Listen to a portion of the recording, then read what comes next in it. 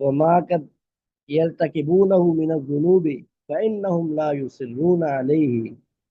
और जो उनसे कोई गुनाह होगा वो उस गुनाह पर इसरार नहीं करेंगे। अल्लाह रब्बुल आलमीन ने उनके मुतल्लिक अपनी रज़ामंदी का ऐलान किया, अपनी खुशनुदी का ऐलान किया। ये दलील है इस बात की कि अल्लाह को पहले से इल्म था, अल्लाह को मालूम था कि ये लोग दीन पर इस्लाम पर कायम रहेंगे, साबित कदम रहेंगे, और दीन पर इस्लाम पर ईमान पर इनकी मौत आएगी। और जो इनसे गुनाह कभी होगा वो उस पे इसरार नहीं करेंगे।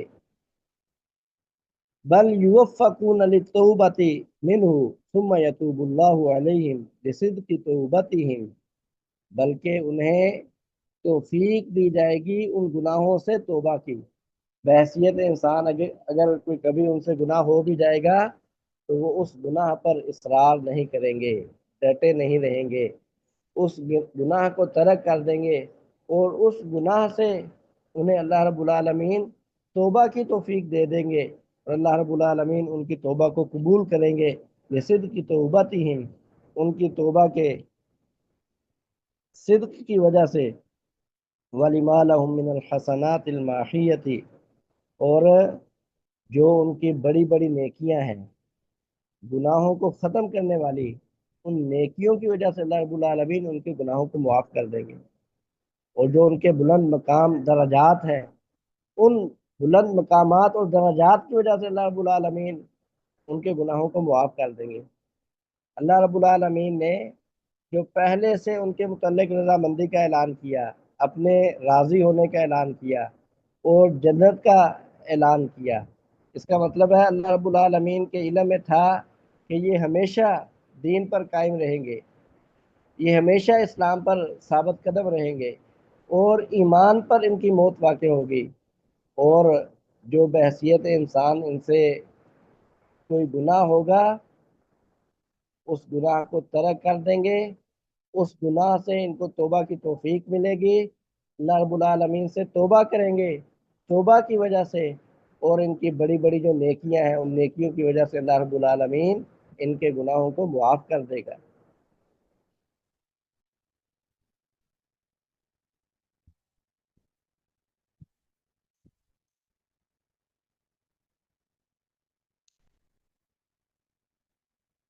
वरद मिन सुन्नत फी बयानी फ़ज़ाइलिहिम कक़ौलिही सल्लल्लाहु अलैहि वसल्लम ला तसुब्बु अस्हाबी। जैसे कुरान मजीद में सहाबा की फजीलत बयान हुई है, ऐसे ही अहादीस में भी आप सहाबा का मकाम मर्तबा बयान किया गया है। नबी सल्लल्लाहु अलैहि वसल्लम ने फरमाया ला तसुब्बु अस्हाबी, मेरे सहाबा को बुरा भला मत कहो। फ़इन्न अहदकुम लौ अनफ़क़ मिस्ला उहुदिन ज़हबा, तुम में से कोई एक और पहाड़ के बराबर भी सोना खर्च करे, मा बलगा मुद्द अहदिहिम वला नसीफ़हु, तो वो उनके एक मुद्द और उसके निसफ के बराबर भी नहीं पहुंच सकता। सहाबा एक मुद्द खर्च करें, बल्कि निसफ मुद्द मतलब ये है कि वो मामूली मिकदार में भी खर्च करें, और तुम में से कोई ओहद पहाड़ के बराबर खर्च करे, वो ओहद पहाड़ के बराबर सोना खर्च करके भी उनके बराबर नहीं हो सकता। अब ओहद पहाड़ के बराबर सोना कोई खर्च कर सकता है? कोई नहीं कर सकता। तो ना ओहद ओहद पहाड़ के बराबर बिलफर्ज कोई खर्च कर भी ले, फिर भी नबी सल्लल्लाहु अलैहि वसल्लम ने फरमाया कि उनके बराबर नहीं हो सकता। तो ये तो करना किसी के लिए मुमकिन ही नहीं है, तो फिर कैसे कोई सहाबा के बराबर हो सकता है। और आप सल्लल्लाहु अलैहि वसल्लम ने फरमाया खैरुल कुरूनी करनी अल्लज़ीना बुइस्तु फीहिम, सबसे बेहतरीन ज़माना, बेहतरीन लोग वो हैं जिनमें मुझे मबूस किया गया, जिसमें मुझे भेजा गया। खुलासा कलाम ये है कि किताब व सुन्नत में मुत्तकीन की जो सिफात बयान की गई हैं, अहले तकवा की, मुहसिनीन की, मुमिनीन की और उन पर जो इनाम व इकराम बयान किया गया है उसके अव्वलीन मिसदाक सहाबा किराम रिज़वानुल्लाहि ताला अलैहिम अजमईन है। तो एक तरफ कुरान मजीद में नबी सल्लल्लाहु अलैहि वसल्लम की अहादीस में सहाबा के ये मकाम मर्तबा बयान किया गया है और उसके मुकाबला में बाज़ अहले बिदअत सहाबा के मुतालिक जो ज़ुबान दराजी करते हैं या अहले बिदअत की उस उस ज़ुबान दराजी को कुरान मजीद और नबी सल्लल्लाहु अलैहि वसल्लम के फरामीन के मुकाबले में पेश किया जा सकता है? कतई किसी सूरत उसे कुरान के मुआरजा में कुरान के मुकाबला में नबी करीम सल्लल्लाहु अलैहि वसल्लम की हदीस के मुकाबले में उसे पेश नहीं किया जा सकता, बल्कि वो तो इस काबिल ही नहीं है कि उसकी तरफ इल्तिफात किया जाए, उसकी तरफ देखा जाए।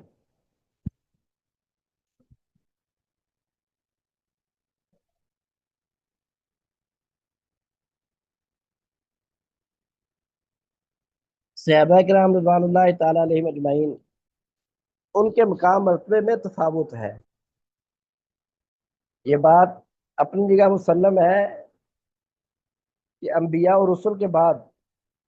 सबसे आला मकाम मर्तबा नबी सल्लल्लाहु अलैहि वसल्लम के सहाबा का है, लेकिन सहाबा में भी दराजात मुख्तलिफ है। जैसा कि अल्लाह रब्बुल आलमीन ने फरमाया ला यस्तवी मिनकुम मन अनफक मिन क़ब्लिल फ़त्हि व क़ातल उलाइका अअज़मु दरजतम मिनल लज़ीना अनफ़क़ू मिन बअदु व क़ातलू व कुल्लन वअदल्लाहुल हुस्ना। तुम में से जिन्होंने सुलह हुदैबिया या फतह से सुलह हुदैबिया मुराद है, जिन्होंने सुलह हुदैबिया से पहले खर्च किया और सुलह हुदैबिया से पहले जिहाद और किताल में शिरकत की, वो और बाद में खर्च करने वाले और बाद में जिहाद और किताल में शिरकत करने वाले बराबर नहीं हो सकते। उलाइका आज़म दरजतम मिनल लज़ीना अनफ़क़ू मिन बाद व क़ातलू, जो पहले इस्लाम लाए और अल्लाह के रास्ते में खर्च करते रहे और गज़वात में शरीक हुए, वो अल्लाह के यहाँ मकाम मर्तबे के एतबार से अजीम हैं। उनकी निस्बत जो सुलह हुदैबिया के बाद मुसलमान हुए, बाद में उन्होंने अल्लाह के रास्ते में खर्च किया और बाद के गज़वात में उन्होंने शिरकत की, वकुल्लन वअदल्लाहुल हुस्ना, हर एक से अल्लाह ने अच्छाई का वादा किया है। ये आयत की दलील है इस बात की कि सब सहाबा जन्नती हैं, सब सहाबा जन्नती हैं। दराजात में फ़र्क ज़रूर है, जो सादिकीन हैं उनका मकाम मर्तबा बहुत बुलंद है, लेकिन अल्लाह रब्बुल आलमीन ने फरमाया कुल्लन वअदल्लाहुल हुस्ना। ये कायदा जहन में रख लें कि हर एक से अल्लाह रब्बुल आलमीन ने अच्छाई का वादा किया है, यानी हर एक से अल्लाह रब्बुल आलमीन ने जन्नत का वादा किया है। तो सब सहाबा जन्नती हैं। और पीछे हम पढ़ रहे हैं कि अल्लाह रब्बुल आलमीन ने अजर अजीम का वादा किया है, उनके जो नेक आमाल है, इखलास और कुर्बानियाँ, उस पर अल्लाह रब्बुल आलमीन ने अजर अजीम का वादा किया है। और बहसीत इंसान जो उनसे कमी कुताही हुई, उस पर अल्लाह रब्बुल आलमीन ने मग़फ़िरत का वादा किया है और फरमाया कुल्लन वअदल्लाहुल हुस्ना, सब से अल्लाह रब्बुल आलमीन ने अच्छाई का वादा किया है। तो सब सहाबा जन्नती हैं। इसका यह मतलब नहीं है कि उनसे गलती नहीं हो सकती, हैसियत इंसान उनसे ख़ता हो सकती है, गलती हो सकती है, लेकिन उनकी नेकियां बहुत ज़्यादा हैं, बहुत बड़ी बड़ी नेकियां हैं, उनके मुकाबले में गुनाह बहुत कम है। और उन गुनाहों से भी अल्लाह रब्बुल आलमीन ने उन्हें तौबा की तौफीक दी और उनकी बड़ी बड़ी नेकियों की वजह से अल्लाह रब्बुल आलमीन ने उनके गुनाहों को मुआफ़ कर दिया और सब के साथ अल्लाह रब्बुल आलमीन ने जन्नत का वादा किया।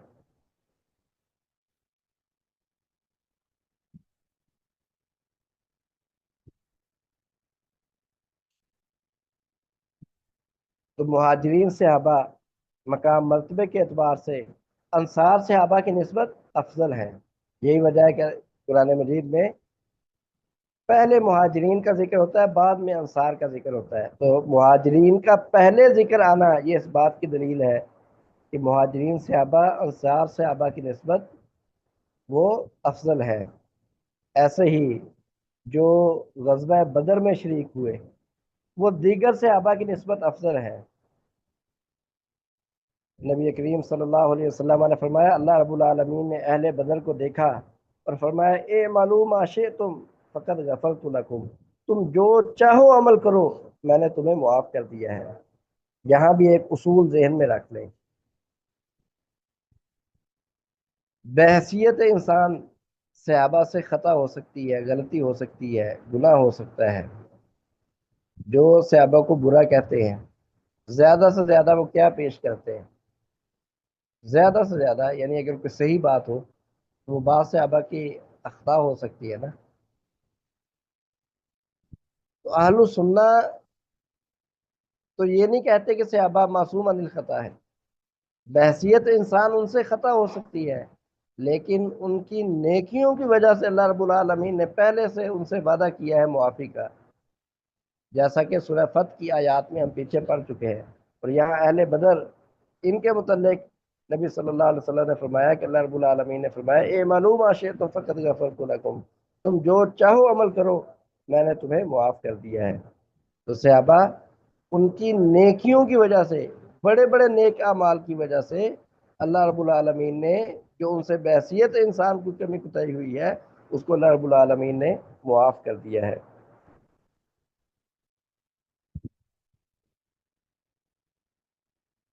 شیخ الاسلام امام ابن تیمیہ رحمہ اللہ کہتے ہیں کہ یہ جو اللہ رب العالمین نے ان کے متعلق اعلان کیا ہے لأن اللہ سبحانہ و تعالی علم انہم لا یفارقون دینہم، اللہ سبحانہ و تعالی اس بات کا علم رکھتے تھے کہ وہ دین اسلام کو نہیں چھوڑیں گے، ساری زندگی دین پر، اسلام پر، ایمان پر قائم رہیں گے، بل یموتون علی الاسلامی، اور اسلام پر ان کی موت ہوگی، وما قد یقارفونہ یرتکبونہ من الذنوب کما یکون من غیرہم فإنہ سبحانہ یوفقہم للتوبۃ النصوح والاستغفار الصادق والحسنات الماحیات التي یغفر اللہ لہ بموجبها، اور جو بحیثیت انسان ان سے کوئی گناہ ہوگا جیسے باقی انسانوں سے گناہ ہو جاتا ہے تو اللہ رب العالمین انہیں سچی توبہ کی توفیق دیں گے، استغفار کی توفیق دیں گے، اور ایسی ایسی نیکیوں کی توفیق دیں گے کہ ان نیکیوں کی وجہ سے اللہ رب العالمین ان کے ان گناہوں کو معاف کر دیں گے۔ جو غزوہ احد میں شریک ہوئے، احزاب میں شریک ہوئے، وہ افضل ہے بنسبت ان لوگوں کے جو بعد میں مسلمان ہوئے اور بعد کے غزوات میں شریک ہوئے۔ اسی طرح جو بیعت الرضوان میں شریک ہوئے ان کے متعلق اللہ رب العالمین نے فرمایا لقد رضی اللہ عن المؤمنین اذ یبایعونک تحت الشجرۃ، اللہ ان ایمان والوں سے راضی ہو گیا جو درخت کے نیچے آپ سے بیعت کر رہے تھے۔ تو اللہ رب العالمین نے پہلے سے یعنی ان کی نیکیوں کی وجہ سے، یہ بھی مثال ہے اسی اصول کی کہ ان کی بعض نیکیاں اتنی شاندار ہیں، اللہ کو اتنی پسند آئی کہ اللہ رب العالمین نے دنیا میں ہی ان کے متعلق اپنی رضامندی کا اعلان کر دیا۔ صحیح مسلم کی حدیث ہے، نبی صلی اللہ علیہ وسلم نے فرمایا لا يدخل النار احد بايع تحت الشجرۃ، جس جس نے وہاں بیعت کی اس درخت کے نیچے، ان میں سے کوئی شخص جہنم میں داخل نہیں ہوگا۔ تو اہل بیعت الرضوان ان کے متعلق اللہ نے اپنی رضامندی کا اعلان کیا ہے اور نبی صلی اللہ علیہ وسلم نے بشارت دی ہے، تو وہاں جتنے صحابہ شریک تھے ان میں سے کوئی جہنم میں نہیں جائے گا۔ فمذهب اہل السنة والجماعة ان اہل بدر واہل بیعت الرضوان یشہد لهم بالجنة والنجاة من النار على وجه اخص من الشهادة بذلك لجميع الصحابة الذين يعمهم قوله تعالى وكلا وعد الله الحسنى۔ اہل السنہ والجماعہ کا یہ مذہب ہے کہ اہل بدر کا خاص کر کے اور اہل بیعت رضوان کا خاص ذکر کر کے ان کے لیے جنت کی گواہی دی جائے گی کہ سب بدری صحابہ جنتی ہیں، یعنی ایک تو عمومی ہم کہیں گے کہ سب صحابہ جنتی ہیں، پھر اہل بدر کا خاص کر کے ذکر کریں گے کہ اہل بدر جنتی ہیں، اہل بیعت رضوان جنتی ہیں۔ یہ کلم وعد اللہ الحسنہ اس کا بھی مصداق ہے، اور اس کے علاوہ جو خاص اہل بدر کے متعلق فرمایا اے معلوم تم فقط غفرت لکم، اور اہل بیعت رضوان کے متعلق جو فضیلت ہے یہ اس کے خاص مصداق ہے۔ اس لیے جب صحابہ کے بارے میں عمومی بات ہوگی تو یہ اس میں بھی شامل ہوں گے، اور اس کے ساتھ بالخصوص الگ سے بھی ان کا ذکر کر کے ہم کہیں گے کہ اہل بیعت رضوان وہ جنتی ہیں، اور اہل بدر وہ جنتی ہیں۔ اسی طرح وہ 10 صحابی جن کا نبی صلی اللہ علیہ وسلم نے ایک مقام پر، ایک جگہ پر، جن کے نام لے کر نبی صلی اللہ علیہ وسلم نے انہیں جنتی قرار دیا، ہم ان کے جنتی ہونے کا عقیدہ رکھتے ہیں۔ ابو بکر، عمر، عثمان، علی، طلحہ بن عبید اللہ، زبیر بن عوام، سعد بن ابی وقاص، سعید بن زید، عبد الرحمن بن عوف، ابو عبیدہ، عامر ابن الجراح رضی اللہ عنہ، رضی اللہ عنہ، رضی اللہ عنہ، یہ سب صحابہ جنتی ہیں۔ اس کے علاوہ بھی، ان 10 صحابہ کے علاوہ بھی، جس جس صحابی کے بارے میں نبی صلی اللہ علیہ وسلم نے اسے متعین کر کے جنتی قرار دیا، ہم اس کے جنتی ہونے کا عقیدہ رکھتے ہیں۔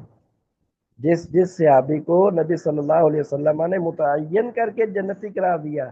ہم اس کا نام لے کر اسے جنتی قرار دیں گے۔ یہاں بھی اہل سنہ کا عقیدہ، اس کی شفافیت دیکھیں، اور اتباع نصوص اہل سنہ میں کس قدر زیادہ ہے کہ جہاں صحابہ کے بارے میں عمومی فضیلت ہے، ہم عموماً کہتے ہیں کہ سب صحابہ جنتی ہیں، اور جن کو خاص کر کے کوئی فضیلت بیان کی گئی، ہم ان کے متعلق خاص کر کے کہتے ہیں، اور جن کا نام لے کر ان کے متعلق کوئی فضیلت بیان کی گئی، ہم ان کا نام لے کر ان کے متعلق وہ بات کرتے ہیں۔ 10 صحابہ ایک موقع پر نبی صلی اللہ علیہ وسلم نے ان کا نام لے کر انہیں جنتی قرار دیا، ہم انہیں جنتی مانتے ہیں۔ اس کے علاوہ کسی بھی موقع پر جس جس صحابی کو نبی صلی اللہ علیہ وسلم نے متعین کر کے جنتی قرار دیا، جیسے ثابت بن قیس ہے، عکاشہ بن محصن ہے، عبداللہ بن سلام ہے، حسن حسین ہے، امہات المؤمنین رضی اللہ عنہم، رضی اللہ عنہم، رضی اللہ عنہم، تو ہم ان سب کا نام لے کر انہیں جنتی قرار دیتے ہیں۔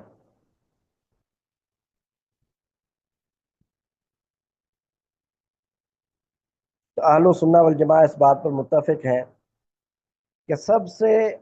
افضل خلفائے راشدین ہیں، اور خلفائے راشدین میں سب سے افضل ابو بکر رضی اللہ تعالیٰ عنہ، پھر عمر رضی اللہ تعالیٰ عنہ، پھر عثمان رضی اللہ تعالیٰ عنہ، پھر علی رضی اللہ تعالیٰ عنہ، پھر بقیہ جو عشرہ مبشرہ ہیں ان کا مقام مرتبہ ہے، پھر اس کے بعد اہل بدر ہے، پھر اہل بیعت رضوان ہے۔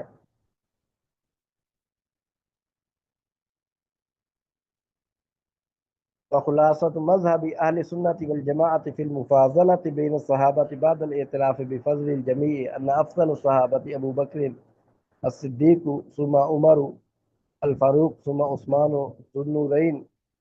ثم علي المرتضى، ثم بقية العشرة المشهور لهم بالجنة،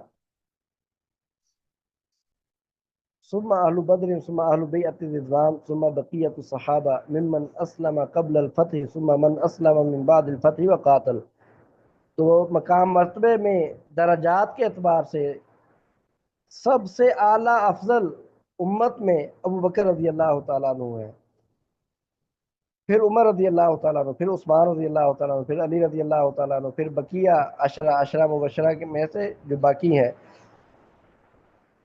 پھر اہل بدر ہے، پھر اہل بیعت رضوان ہے، پھر بقیہ صحابہ جو صلح حدیبیہ سے پہلے مسلمان ہوئے، اور پھر جو صلح حدیبیہ کے بعد مسلمان ہوئے اور بعد میں غزوات میں شریک ہوئے۔ صحابہ کرام رضوان اللہ تعالیٰ علیہم اجمعین کے کیا حقوق ہیں امت پر؟ سب سے پہلا حق کہ صحابہ کے جو فضائل کتاب و سنت سے ثابت ہیں ان کا اعتراف کیا جائے،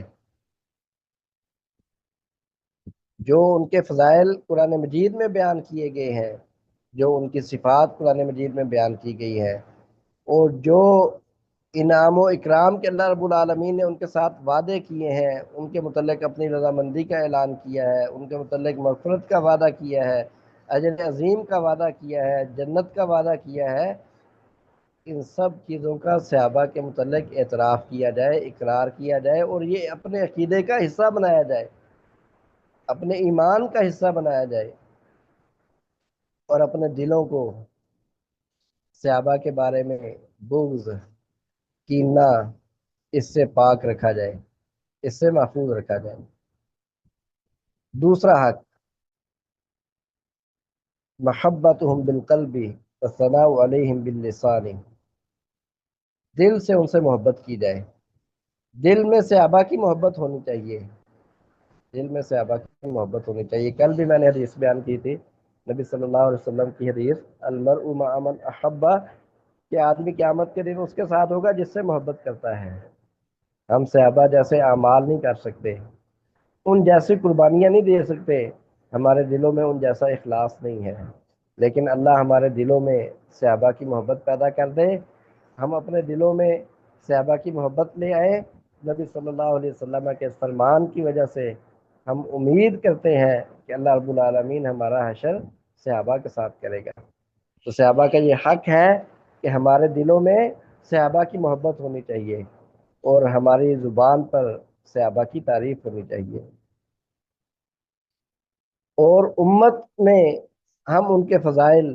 اور ان کا مقام مرتبہ بیان کریں۔ تیسرا حق، التلقی عنہ، ہم ان سے دین لیں اور ان کو اپنے لیے نمونہ مانیں، اسوہ تسلیم کریں۔ فَإِنْ آمَنُوا بِمِثْلِ مَا آمَنْتُمْ بِهِ فَقَدِ اهْتَدَوْا، اگر اس طرح ایمان لائے جیسے صحابہ ایمان لائے، وہ ہدایت پا جائیں گے۔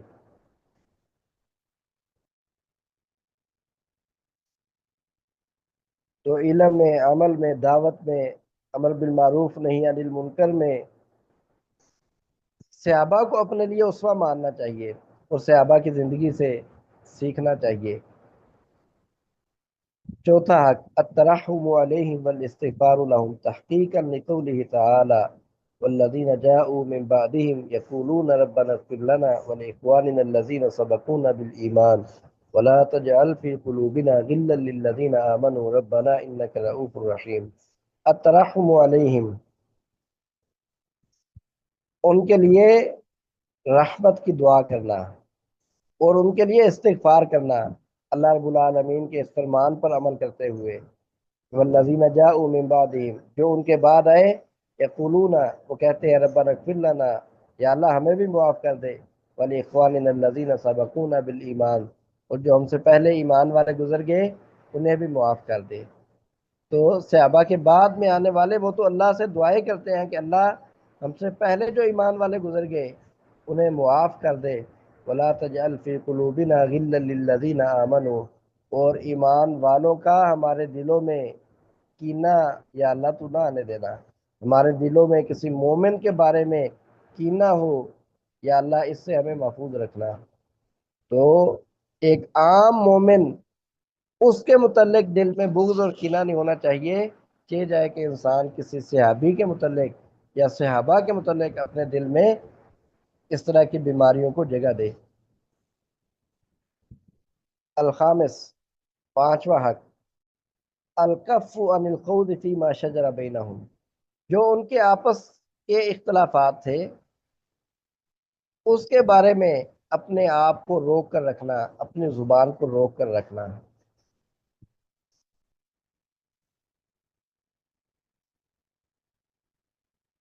اور یہ عقیدہ رکھنا کہ جو انہوں نے کیا وہ نیک نیتی کے ساتھ کیا، اجتہاد کی بنیاد پہ کیا، اگر درست ہوا تو ان کے لیے دوہرا اجر ہے، اور اگر خطا ہوئی تو کم از کم جو انہوں نے اجتہاد کیا ایک اجر انہیں ضرور ملے گا، اور جو خطا ہے اللہ رب العالمین وہ معاف کر دیں گے۔ چھٹا حق، جو ان کی طرف غلط چیزیں جن کی نسبت کی جاتی ہے ان کو پھیلانے سے، عام کرنے سے، بیان کرنے سے اپنے آپ کو بچانا، کیونکہ اس طرح کی جتنی چیزیں ہیں وہ جھوٹ گھڑ کر اہل بدعت نے ان کی طرف نسبت کر دی ہے، اور اگر کوئی بات ایسی ہے تو اس کی حقیقت ہمیں معلوم نہیں ہے، اور زیادہ سے زیادہ کیا ہوگا کہ وہ کسی صحابی کی اجتہادی خطا ہوگی، اگر وہ صحابی کی اجتہادی خطا بھی ہے تو اس کے اجتہاد کی وجہ سے تو اسے اجر و ثواب ملے گا، اور اس کی جو خطا ہے اس کو اللہ رب العالمین نے معاف کر دیا ہے۔ جسے اللہ نے معاف کر دیا ہے، ہم ہمارے لیے کیسے مناسب ہو سکتا ہے کہ ہم اس چیز کا تذکرہ کرتے پھریں اور ہم اسے اپنی زبان پر لے کر آئیں۔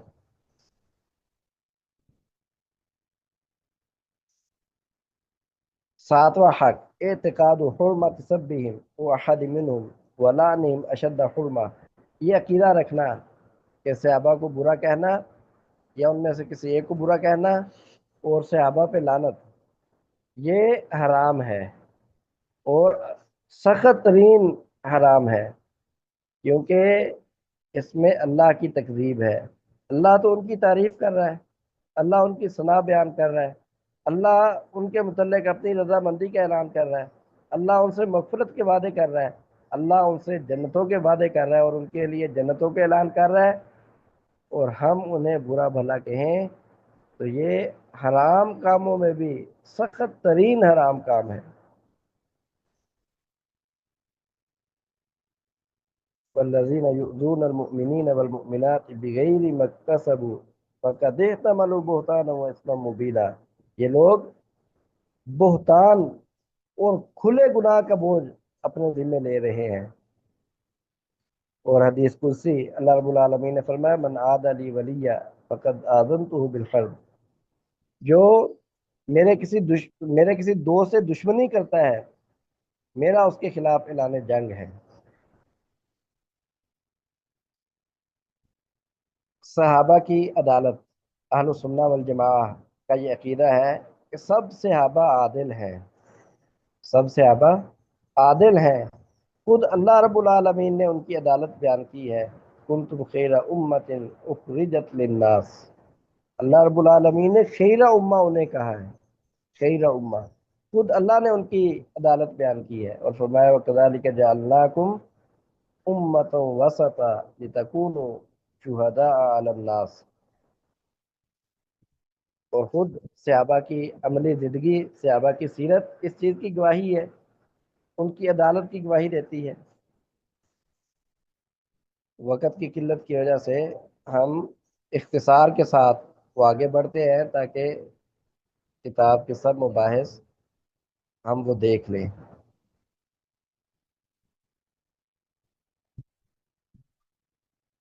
تو صحابہ کے بارے میں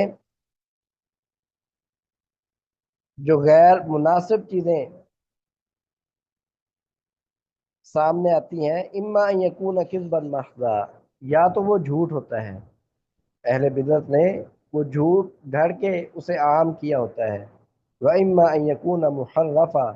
یا وہ بات تحریف شدہ ہوتی ہے، اس میں اضافہ کیا ہوتا ہے اور اس میں کمی کی ہوتی ہے جس کی وجہ سے وہ مذمت اور مذموم نظر آ رہی ہوتی ہے، وہ اپنی اصل صورت میں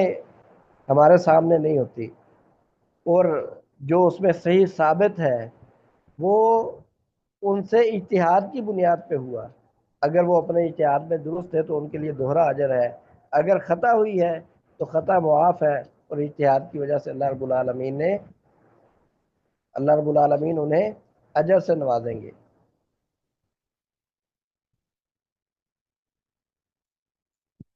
صحابہ کو برا بھلا کہنا، اس کی تین قسمیں صاحب کتاب نے ذکر کی ہیں۔ کسی معین صحابی جس کی فضیلت کتاب و سنت سے ثابت ہو،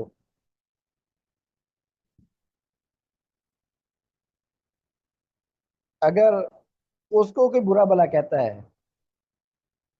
تو اس صحابی کو گالی دینا اور برا بھلا کہنا یہ کفر ہے، کہ جس کی فضیلت واضح نصوص سے، صحیح نصوص سے ثابت ہے، اس صحابی کے خلاف اگر کوئی زبان کھولتا ہے تو یہ ان نصوص کی تکذیب کر رہا ہے، اس اعتبار سے یہ کفر ہے۔ اور اگر کوئی ایسی کلام، ایسی گفتگو کرتا ہے جس سے یہ تاثر ملتا ہے کہ اکثر صحابہ نعوذ باللہ وہ کفر کی طرف چلے گئے تھے، یا وہ فاسق ہو گئے تھے، تو یہ بھی کفر ہے، اس اعتبار سے کہ اللہ رب العالمین نے تو قرآن مجید میں ان کی تعریف کی ہے، ان کی ثنا بیان کی ہے اور ان کا تزکیہ کیا ہے۔ اور تیسری صورت صاحب کتاب نے یہ بیان کی ہے کہ جو کفر وغیرہ کی تو نسبت صحابی کی طرف نہیں کرتا، لیکن ویسے انہیں برا بلا کہتا ہے یا لعنت وغیرہ کرتا ہے، کہتے ہیں ففی کفری قولان لأہل العلم، ایسا شخص، اس کے کفر کے بارے میں اہل علم کے دو قول ہیں، اور جو یہ کہتے ہیں کہ یہ کفر نہیں ہے وہ بھی یہ کہتے ہیں کہ ایسے شخص کو اس کی سزا یہ ہے کہ اسے قید کر دیا جائے، یہاں تک کہ یا تو وہ اپنی بات سے رجوع کر لے یا پھر اس کی موت واقع ہو جائے۔ ایسے شخص کو بھی آزاد نہیں چھوڑا جائے گا کہ وہ اپنے ان مذموم نظریات کو لوگوں میں پھیلاتا پھرے، بلکہ اسے قید کر دیا جائے گا، یا تو وہ اپنے ان نظریات سے رجوع کرے یا پھر اس کی موت واقع ہو جائے۔ اور اگر کوئی ویسے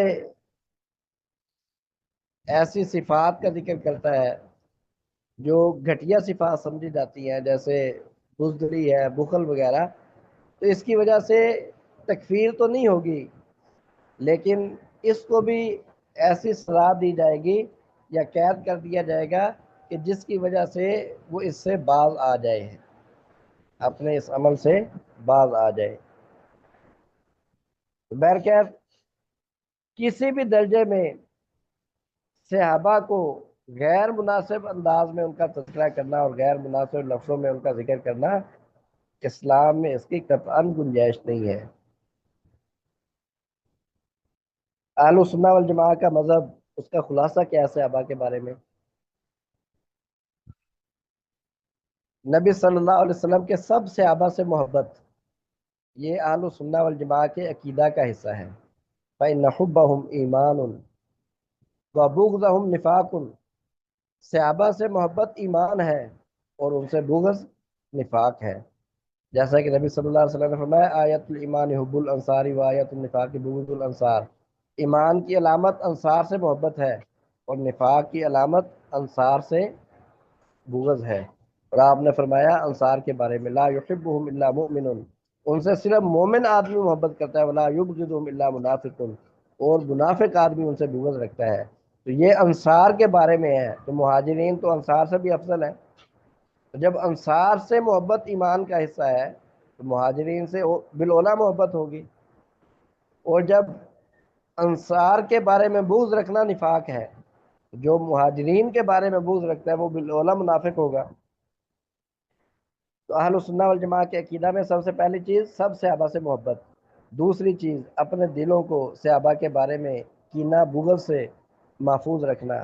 تیسری چیز اپنی زبانوں کو ان کے بارے میں محفوظ رکھنا۔ تو اہل سنہ ہمیشہ صحابہ کا تذکرہ خیر کے ساتھ کرتے ہیں، اچھے الفاظ میں کرتے ہیں۔ اہل سنہ یہ نہیں کہتے کہ صحابہ معصوم عن الخطا ہے، ان سے خطا نہیں ہو سکتی، خطا ان سے ہو سکتی ہے، غلطی ان سے ہو سکتی ہے، لیکن کئی اسباب ہے جن کی وجہ سے اللہ رب العالمین نے ان کے گناہوں کے متعلق پہلے سے مغفرت کا اعلان کیا ہے، ان کی توبہ کی وجہ سے، ان کی بڑی بڑی نیکیوں کی وجہ سے، اور جو صحابہ کو مقام مرتبہ حاصل ہوا ہے صحبت کی وجہ سے، بعض اوقات اس مقام کی وجہ سے ان کے بعد ایسے گناہ معاف کر دیے جاتے ہیں جو کسی دوسرے کو معافی حاصل نہیں ہے۔ اور جیسے صحابہ سے بعض اوقات کوئی غلطی ہو جاتی ہے، بڑی غلطی بھی ہو جاتی ہے، پھر اللہ رب العالمین جو انہیں توبہ کی توفیق دیتے ہیں وہ توبہ بھی اتنی شاندار ہوتی ہے۔ ابھی وقت ہمارا پورا ہونے والا ہے، ماعز اسلمی رضی اللہ تعالی عنہ کا واقعہ، اسی طرح بعض دیگر صحابہ کے واقعات جن سے بعض غلطیاں ہوئیں اور خود انہوں نے اپنے آپ کو معافی کے لیے پیش کیا، تو اگر ان سے کوئی بڑی غلطی ہوتی تھی تو اللہ رب العالمین جو انہیں توبہ کی توفیق دیتے تھے وہ اس سے بھی زیادہ شاندار اور بڑی ہوتی تھی۔ اور پھر ان کی جو بڑی بڑی نیکیاں ہیں، ان نیکیوں کی وجہ سے بھی اللہ رب العالمین نے ان کے گناہوں کو معاف کیا، جیسے اہل بدر کے متعلق پہلے سے اعلان کر دیا کہ اے معلوم آشے تم فقط غفرت لکم، پھر نبی صلی اللہ علیہ وسلم کی شفاعت کے بھی وہ حقدار ہیں۔ تو اہل سنہ یہ نہیں کہتے صحابہ سے غلطی نہیں ہو سکتی، ہاں صحابہ کی نیکیاں وہ بہت زیادہ ہے، اس کے مقابلے میں ان کے گناہ کم ہیں، اور جو ان کی نیکیاں ہیں وہ بہت اعلیٰ درجے کی ہیں، اس کے مقابلے میں گناہ کم درجے کے ہیں۔ اور پھر جو ان سے گناہ ہوئے ہیں اللہ نے ان سے جو توبہ کی انہیں توفیق دی، ان کی توبہ بھی اتنی شاندار تھی۔ کعب بن مالک رضی اللہ تعالیٰ عنہ جو غزوہ تبوک سے پیچھے 3 صحابی رہے، ان کی توبہ کا واقعہ ہم پڑھ لیں۔ اسی طرح وہ غامدیہ عورت کا واقعہ، اس کی توبہ، اسی طرح ماعز اسلمی رضی اللہ تعالیٰ عنہ کی توبہ کا واقعہ، یہ دلیل ہے اس بات کی کہ اگر ان سے کوئی بڑا گناہ بھی ہوا ہے تو اس کے مقابلے میں اللہ رب العالمین نے جو انہیں توبہ کی توفیق دی وہ اس سے بھی زیادہ شاندار تھی۔ یہی وجہ ہے کہ اہل سنہ والجماعہ یہ عقیدہ رکھتے ہیں کہ جو صحابہ سے اگر کوئی اس طرح کی کمی کوتاہی ہوئی ہے تو اہل سنہ اپنی زبان کو اس کے متعلق روک کر رکھتے ہیں۔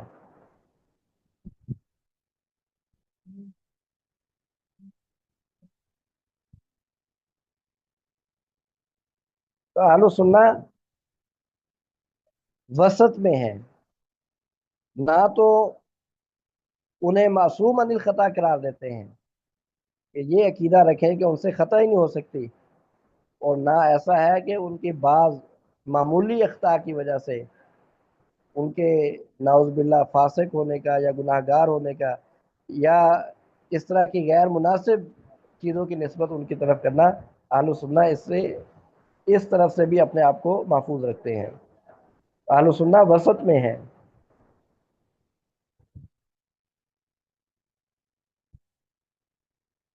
یعنی نہ تو اہل سنہ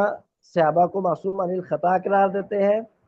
اور نہ ان کی ان معمولی اخطاء کی وجہ سے ان پہ کوئی ایسی بات کرتے ہیں جو کتاب و سنت کے منافی ہو۔ جن معین صحابہ کا نام لے کر نصوص میں انہیں جنتی قرار دیا گیا، اہل سنہ انہیں جنتی کہتے ہیں، اور جن خاص گروہوں کے متعلق کوئی خاص فضیلت ہے، جیسے اہل بدر کے متعلق ہے اے معلوم آشے تو فقر غفرت لکم، اہل بیعت رضوان کے متعلق ہے، ان خاص گروہوں کے متعلق اہل سنہ پورے گروہ کے متعلق وہ فضیلت بیان کرتے ہیں۔ اور صحابہ کے جو عمومی فضائل ہیں، اہل سنہ صحابہ کے لیے عمومی طور پر ان کا اس بات کرتے ہیں کہ سب صحابہ کے ساتھ اللہ رب العالمین نے حسنہ کا وعدہ کیا ہے۔ اللہ رب العالمین سے دعا ہے کہ اللہ رب العالمین حق بات سن سمجھ کر اسے اختیار کرنے کی توفیق عطا فرمائے، اور صحابہ کرام رضوان اللہ تعالیٰ علیہم اجمعین کی محبت ہمارے دلوں میں پیدا کر دے، اور صحابہ کے متعلق اہل بدعہ نے جو شکوک و شبہات عام کیے ہیں اللہ رب العالمین ہمیں ان سے محفوظ رکھے، اور اللہ رب العالمین کل قیامت کے دن ہمارا حشر صحابہ کے ساتھ کر دے۔ سبحانک اللہم و بحمدک اشہد ان لا الہ الا انت استغفرک و اتوب الیک۔ العلم قال الله قال رسوله قال الصحابة هم أولو العرفان، ما الدين نصبك للخلاف سفاهة بين الرسول وبين قول فلان.